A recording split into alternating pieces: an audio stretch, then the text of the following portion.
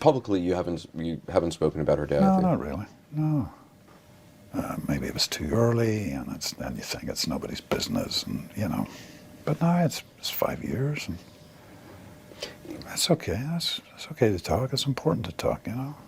I wanted very much to have a conversation with Liam about grief, and because it's not something you hear talked about very much, and you know, it's something everybody will experience at times in their life, dealing with grief, dealing with loss, and I think there's power in hearing how other people have dealt with it. How often do you come up here? As often as I can. Honestly, I love it up here.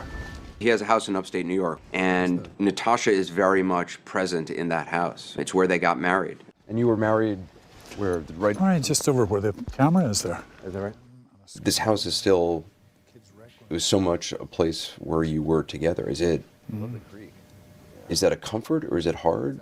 Look, there's a beautiful vibe from this house, and it's still our home, and a lot of her stuff is still here, and You still have her clothes? oh yeah, yeah. There's no timeline for grief. There's no clock of how long you're supposed to grieve for somebody. It takes many different forms for many different people, and it can go on for an entire lifetime, obviously. Sometimes if there's been a sudden death or a violent death, people end up focusing on the way somebody died as opposed to the way they lived their life. Mm-hmm. Do you think a lot about the way she died, or do you think more about... In the early days I did, yeah. And then you sort of think back, well, she always packed so much into every day, Natasha, that I think maybe she knew she wasn't destined to be on this earth for a long period of time.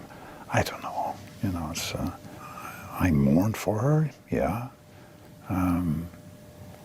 I visit her grave on a very regular basis. And she's buried here on the property? She's buried close by.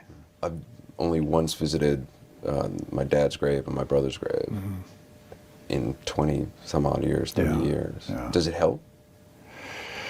Does it help? You know, I'm not a keen gardener, but I plant daffodils. It gives me something to do, and plant some roses and stuff like that.